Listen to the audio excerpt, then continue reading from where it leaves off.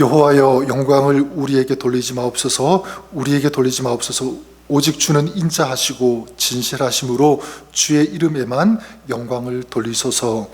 어찌하여 문나라가 그들의 하나님이 이제 어디 있느냐 말하게 하리. 오직 우리 하나님은 하늘에 계셔서 원하시는 모든 것을 행하셨나이다. 그들의 우상들은 은과 금이요 사람의 손으로 만든 것이라. 입이 있어도 말하지 못하며 눈이 있어도 보지 못하며 귀가 있어도 듣지 못하며 코가 있어도 냄새 맡지 못하며 손이 있어도 만지지 못하며 발이 있어도 걷지 못하며 목구멍이 있어도 작은 소리조차 내지 못하느니라. 우상들을 만드는 자들과 그것을 의지하는 자들이 다 그와 같으리로다. 이스라엘아 여호와를 의지하라. 그는 너희의 도움이시요 너희의 방패이시로다. 아론의 집이여 여호와를 의지하라. 그는 너희의 도움이시요 너희의 방패이시로다. 11절 같이 읽을까요? 여호와를 경외하는 자들아 너희는 여호와를 의지하여라. 그는 너희의 도움이시요 너희의 방패시리로다. 아멘. 하나님 말씀입니다. 20세기 클래식 음악을 이끈 이탈리아 출신 전설적인 지휘자로 알려진 아르투로 토스카니니에 대한 유명한 일화가 있습니다. 이분이 베토벤 교향곡 9번을 아주 완벽하게 지휘했고요. 청중들로부터 아주 폭발적인 그런 환호와 기립 박수를 받았다고 합니다. 관객들의 이 찬사가 이제 끝이 났을 때 이분이 사람들에게 이렇게 얘기했다고 합니다. 저는 아무것도 아닙니다. 제가 영광과 그리고 찬양을 받을 자격 아무것도 없습니다. 진짜 영광을 받아야 할 대상은 이 곡을 만든 베토벤입니다. 그렇게 얘기했다고 합니다. 저는 우리 그리스도인의 삶도 이와 같아야 된다고 생각해요. 우리를 지으신 하나님, 그분이 영광을 받아야 됩니다라고 하는. 그래서 오늘 우리가 읽은 시편이 이제 그것을 얘기하고 있는데, 오늘 시편 우리가 읽은 이 말씀 두 가지의 분명한 메시지를 우리에게 주고 있습니다. 말씀드렸던 것처럼 첫 번째가 뭐냐면 영광을 받으실 분은 오직 하나님밖에 없습니다. 여러분들이 이 신앙 가질 수 있기를 바랍니다. 나의 나된 것, 내가 영광을 받고 내가 높임을 받고 칭송을 받는 그것이 아니라 오직 주님만이 영광을 받았으면 좋겠습니다. 그런 고백으로 나가는 거죠. 그래서 오늘 1절에 이렇게 말씀하고 있지 않습니까? 여호와여 영광을 우리에게 돌리지 마옵소서. 우리에게 돌리지 마옵소서. 오직 주는 인자하시고 진실하심으로 주의 이름에만 영광을 돌리소서. 우리의 기도가 되었으면 좋겠습니다. 하나님께 온전히 영광을 돌려드리는 것. 그래서 그 이유, 하나님만이 영광을 받으셔야 되는 그 이유가 2절에 이렇게 말씀합니다. 어찌하여 문나라가 그들의 하나님이 이제 어디 있느냐 말하게 하리까. 어떤 목적이죠? 네, 하나님이 영광을 받으셔야 되는데 어떻게? 하나님이 살아계시다. 그래서 사람들이 볼 때 하나님이 어디 있느냐, 좀 하나님 살아계신 건 맞아? 이런 말 듣지 않도록 하나님의 그 영광을 제가 보게 하시고 하나님의 그 살아계심을 목격하며 체험하는 그런 신앙 될 수 있도록 도와주시옵소서. 그러기 위해서 하나님, 제가 은혜를 받아야 됩니다. 하나님의 그 살아계심을 경험하는 신앙 되어야 되겠습니다. 그래서 원수들이 조롱하지 못하도록 그 이유인 거예요. 그래서 3절에 다시 보면 하나님의 그 존재, 하나님의 능력, 그 성품을 다시 한번 고백하고 인정하는 그런 노래를 부르는데, 오직 우리 하나님은 하늘에 계셔서 원하시는 모든 것을 행하셨나이다. 모든 것을 행하셨다. 하늘에 계시다라고 하는 것, 하나님께서 뭘 하시는 거죠? 만물의 주인이시다는 것을 고백하는 것입니다. 그래서 여러분, 우리 인생의 주인은 누구인가? 내가 아닙니다. 우리 하나님이신 줄 믿습니다. 온 우주를 다스리시는 지위와 능력을 소유하신 분, 모든 것을 행하셨다. 하나님은 전능하신 하나님이시라는 것이죠. 우리가 믿는 우리의 하나님이 그 전능하신 온 세상과 우주를 다스리시는 참된 주인이 되어주시는 분, 그분이 우리의 하나님이신 줄 믿습니다. 저는 이 시편 기자의 이 고백에서 참으로 아름다운 기도가 어떤 기도인지를 발견하게 되는데요. 보통 우리의 기도는 어떻습니까? 주님, 이런 은혜가 필요합니다. 이거 주십시오. 이거 채워주십시오. 더해 주십시오. 이런 기도를 많이 하고 있죠. 자, 그런데 물론 그 기도가 틀린 것 아닙니다. 자, 그런데 오늘 말씀 시편 기자, 그냥 은혜를 구하는 것 거기서 끝나지 않죠. 내가 은혜를 받아야 되는데, 하나님이 살아계시다는 것을 경험해야 되는데, 그 궁극적인 목적이 무엇이냐면 하나님께 영광을 돌리는 거예요. 하나님이 영광이 되기 위해서. 저는 우리가 이 기도를 적용할 수 있기를 바랍니다. 그래서 이렇게 기도하는 거죠. 하나님, 이 은혜를 베풀어 주십시오. 도와주십시오. 하나님, 우리 삶 가운데 이렇게 역사하여 주십시오. 거기서 끝나지 않고 이런 하나님의 역사하심, 하나님의 일하심, 행하심을 통해서 하나님의 영광을 받으시기를 원합니다. 하나님이 얼마나 높으신 하나님이신지, 얼마나 전능하신 하나님이신지 온 세계가, 만물이, 모든 사람들이 알 수 있게 하여 주시옵소서. 그걸 통해서 제가 하나님께 영광을 돌리는 삶 되어지기를 원합니다. 그러기 위해서 하나님 도와주십시오. 은혜 베풀어 주시옵소서. 이게 우리의 기도가 되었으면 좋겠고, 우리 기도의 방향이 됐으면 좋겠고, 또 우리의 기도의 목적이 그렇게 될 수 있기를 주님의 이름으로 간절히 축원합니다. 첫 번째가 그것이라면, 두 번째 우리에게 주시는 메시지는 무엇이냐면 우상 숭배하지 말라, 바로 이것입니다. 그래서 오늘 말씀 하나님의 영광을 말하면서 동시에 무엇에 대해서 말씀하고 있냐면 우상 숭배에 대해서 말씀하고 있습니다. 4절에 보면 그들의 우상들은 은과 금이요 사람이 손으로 만든 것이라. 자, 무엇을 알 수 있냐면 하나님께 영광을 올려드리는 것과 그리고 우상을 숭배하는 것, 이게 같이 갈 수 없다는 거예요. 극명하게 이건 구별되어져야 된다. 같이 갈 수 없다, 절대로. 여러분, 우상이 무엇이냐면 내 손으로 사람이 만든 것, 그게 우상 아닙니까? 5절에서 7절까지 그래서 그 우상에 대해서 말하지 않습니까? 우상은 입이 있어도 말하지 못한다. 그렇죠. 보지 못한다. 듣지도 못하고 만지지도 못하고 작은 소리조차 내지 못하는 것, 이게 우상이라고 하는 거예요. 자, 그러면서 8절에 결론을 내리지 않습니까? 우상들을 만드는 자들과 그것을 의지하는 자들이 다 그와 같으리로다. 우상을 만들고 우상을 의지하는 것, 내 우상은 말도 못하고 아무것도 하지 못하는데 그것을 만들고 의지한다는 것, 그 자체가 뭐라는 거죠? 우상이 헛된 것처럼 그 사람도 헛되고 어리석다는 거예요. 그런 사람 되지 말라고 하는 것입니다. 자, 이것은 단순히 우상 숭배를 하는, 우상을 만드는 그런 사람들에게만 주시는 메시지가 아니라 오늘 우리들에게 주시는, 저는 주님의 음성 메시지라고 믿습니다. 왜냐하면 우리도 믿는다고 하면서, 주님만 찬양하고 예배한다고 하면서 정작 보이지 않게 우리의 마음에, 우리 삶에 우상들을 세워가고 있기 때문에 그렇습니다. 여러분, 우리에게 있어서 우상은 무엇이냐면 하나님보다 더 사랑하는 것이 내 안에 있다면 그게 뭐가 되는 거죠? 우상이 되는 거예요. 하나님을 의지하는 것보다 내가 더 의지하는 그 무엇인가가 있다면 그것이 바로 뭐가 되냐면 우상이 될 수 있기 때문에. 그래서 어떤 사람은 내가 최고야, 내 힘이면 다 할 수 있어, 그 자체가 무엇입니까? 교만이고 그게 우상이에요. 자기 힘이, 자기 존재가 우상이 되는 것이죠.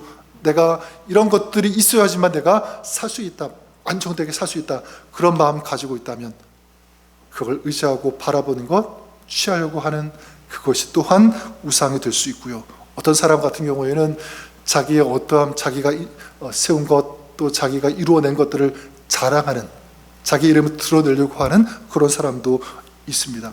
믿는 사람들 가운데도 그런 분들 얼마든지 있을 수가 있죠.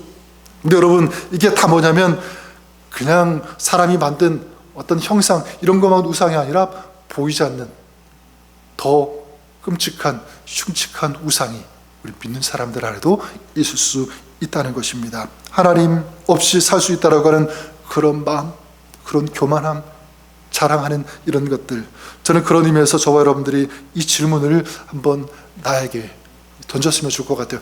나는 지금 내 삶에서 진정으로 높이고 있는 것이 무엇인가? 점검해 보는 거, 생각해 보는 거죠. 나는 지금 무엇을 자랑하고 있는가? 나는 이것 없으면 안 됩니다라고 생각되어지는 것이 하나님이 아니라 지금 무엇을 그렇게 보고 있는가? 의지하고 있는가? 내가 자랑하고 있는 것은 무엇인가? 여러분 이 질문을 한번 던져보시기를 바랍니다. 그런 맥락에서 여러분 어떤 삶이 하나님께 영광이 되고 또 우상을 배격하는 삶이 될 수 있을까? 여기에 대해서 오늘 말씀 성경은 한 가지를 우리에게 답을 제시하고 있습니다.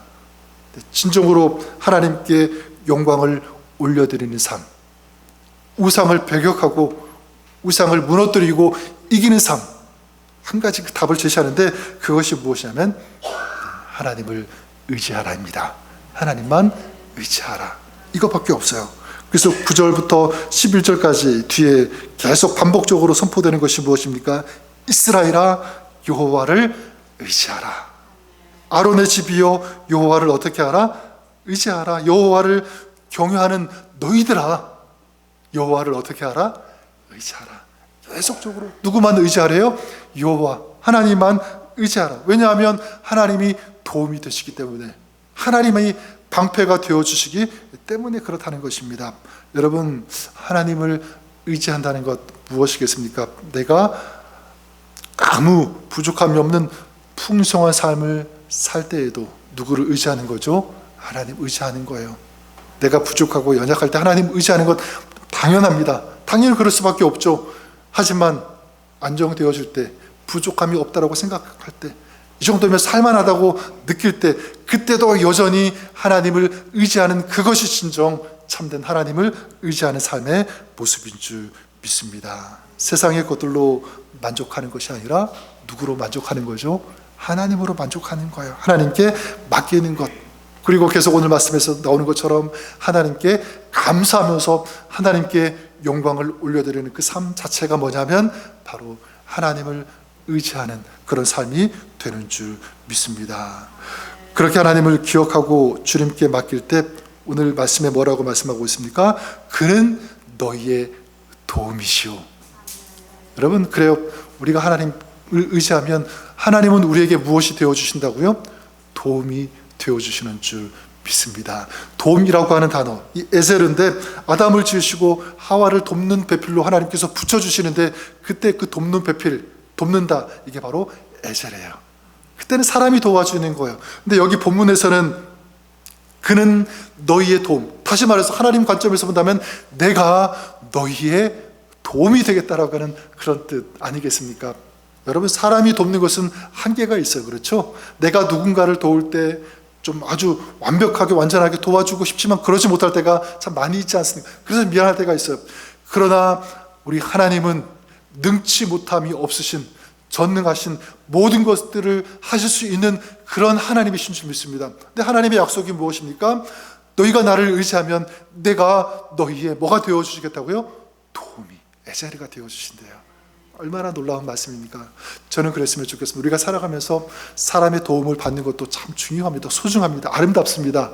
하지만 우리가 살아가면서 하나님의 도우심을 경험하는 그런 신앙, 그래서 여러분의 신앙생활 가운데, 여러분의 가정생활 가운데 하시는 일, 사역 가운데 하나님의 도우심, 하나님의 에제르를 경험하는 여러분 될 수 있기를 우리 주님의 이름으로 간절히 축원합니다. 그뿐만 아니죠. 도우실 뿐만 아니라 너희의 방패시로다.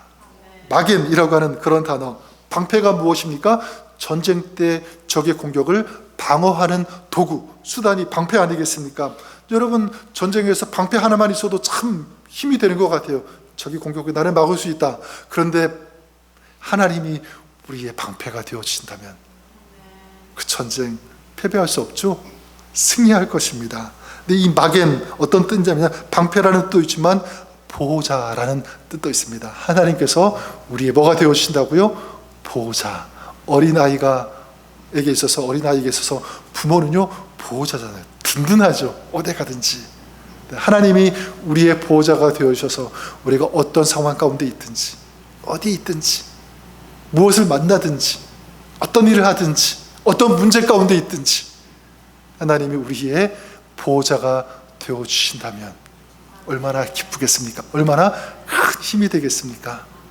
어떤 사람에게 하나님께서 도움이 되어주시고 어떤 사람에게 하나님께서 방패가 되어주신다라고 말씀합니까? 오직 한 가지 분명한 사실은 여호와를 오직 의지하는 자, 의지하는 자. 이것을 잘 경험하고 믿음으로 실천한 사람이 있죠. 바로 다윗인데 시편 그 56편에 다윗이 자기가 처한 상황을 이렇게 고백해요. 사람이 나를 삼키려고 종일 치며 압제합니다. 내 원수가 종일 나를 삼키려고 나를 그렇게 교만한 마음으로 치려고 하는 많은 사람들이 있습니다. 그런 고백을 하는데 그런 가운데 뭐라고 결단하고 선포하냐면 3절에 이렇게 말합니다. 내가 두려워하는 날에는 내가 주를 의지하리로다. 아무리 적들이 나를 치려고 해도, 나를 공격해도 도저히 피해 갈 수 없는 그런 길이 아무것도 보이지 않아도 나는 오직 주님만을 의지하겠습니다. 그럴 때 하나님께서 다윗을 지켜주신 줄 믿습니다. 오늘 우리가 그렇게 선포할 수 있기를 바랍니다. 하나님, 우리도 주님만을 의지하겠습니다. 주님만 바라보겠습니다. 그럴 때 도우시는, 우리를 보호하시는 하나님의 손길 우리도 경험하게 하여 주시옵소서. 그 은혜 허락하여 주옵소서. 기도를 드리는 거죠. 그래서 오늘 여러분들이 기도할 때 오늘 너희는 여호와를 의지하라. 시편 기자가 고백했던 것처럼 또 많은 믿음의 선배들, 많은 믿음의 사람들이 선포하고 그렇게 살았던 것처럼, 그래서 하나님의 도우심, 하나님의 인도하심, 보호하심을 경험했던 것처럼 하나님, 우리가 그런 삶 살게 하여 주시옵소서. 그리고 한 가지 기억해야 될 것, 첫 번째, 기도의 그 목적, 그 방향 무엇이었습니까? 하나님의 영광이었잖아요. 하나님, 제가 그런 하나님의 살아계심을 경험함으로 하나님을 증거하는, 하나님께 영광을 올려드리는, 하나님이 진짜 참된 하나님이시라는 것을 증거하는 통로가 되게 하여 주시옵소서.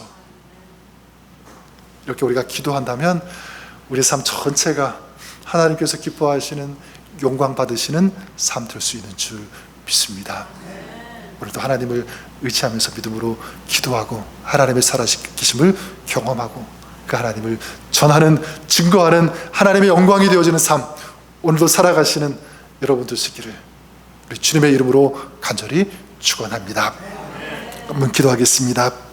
하나님 아버지, 오늘 주님 앞에서 믿음으로 담대히 고백하고 소망하고 결단하는 것, 하나님, 우리 삶이 온전히 하나님께 영광이 되어지는 삶 되게 하여 주시옵소서.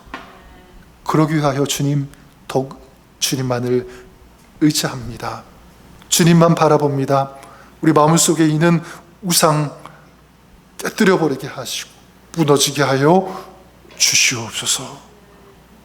오늘도 믿음으로 구할 때 주님께서 들으시고 응답하여 주옵소서. 예수님의 이름으로 기도드립니다. 아멘.